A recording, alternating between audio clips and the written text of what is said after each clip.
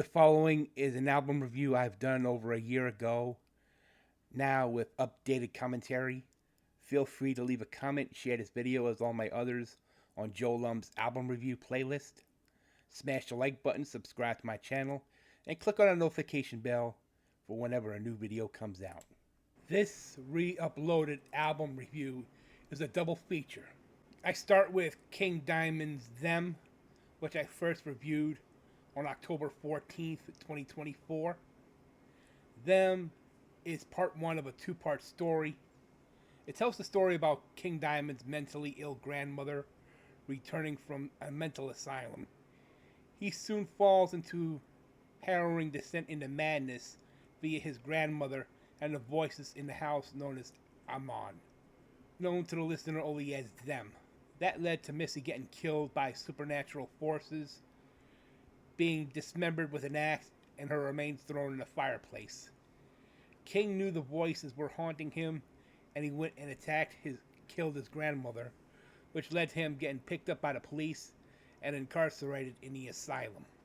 All the tracks in this track listing are written by King Diamond except Mother's Getting Weaker, A Broken Spell, and the instrumental Them, which King co-wrote with Andy LaRock. Out from the Asylum comes in at 144. Welcome Home comes in at 436. The Invisible Guest comes in at 504. T clocks in at 515. Mother's Getting Weaker clocks in at 402. Bye Bye Missy clocks in at 508. A Broken Spell clocks in at 408. The Accusation Chair clocks in at 421. Them, the instrumental piece, clocks in at 156. Twilight Symphony clocks in at 410. And Coming Home clocks in at 111. On the remastered edition with the bonus tracks, Phone Call clocks in at 139. The Invisible Guest clocks in at 519. And the rehearsal of Bye Bye Missy clocks in at 451.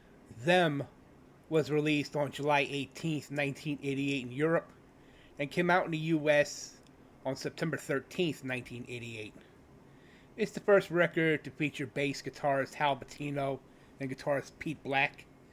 This one reached number 38 in Sweden, number 65 on Dutch charts, and number 89 on the Billboard 200, making it King Diamond's highest charting record to date in the US.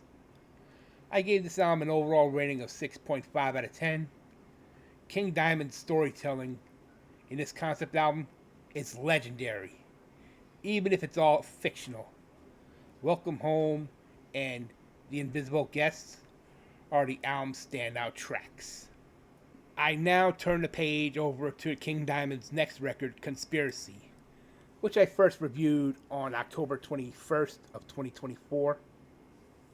Conspiracy picks up where Them left off, as King Diamond returned to the house of Amon to take his rightful place as heir to the house, only for him to make a deal with the unseen demonic antagonists known as Them, to return control of the house in exchange for him to see his dead sister Missy again.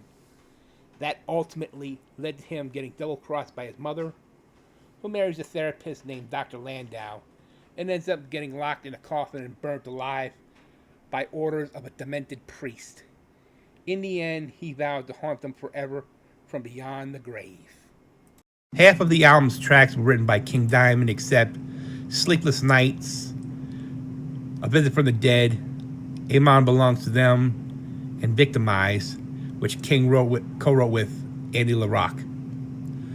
Getting to the track listing, At the Graves clocks in at 856, Sleepless Nights clocks in at 505, Lies clocks in at 422, A Visit from the Dead clocks in at 612, The Wedding Dream clocks in at 601, Amon Belongs to Them clocks in at 352, the Andy LaRock written instrumental Something Weird clocks in at 207, Victimized clocks in at 521, Let It Be Done clocks in at 113, and the instrumental closer, Cremation, clocks in at 412.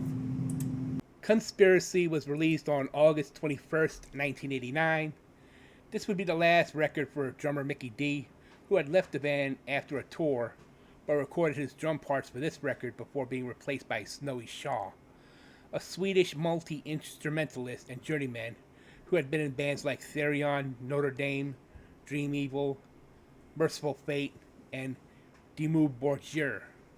I hope I say that name right. Anyway, this album reached number 41 in Sweden, 64 on the Dutch charts, and 111 on the Billboard 200. Conspiracy was the first King Diamond record to be recorded in the US. I gave this album an overall rating of 6 out of 10. Again, King Diamond's storytelling is legendary.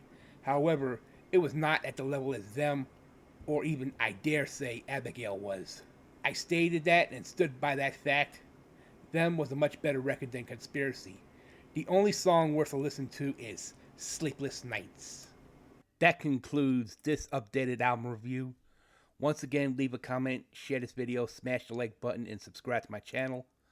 Also, feel free to check out my album review playlist. The link to that is in the description box.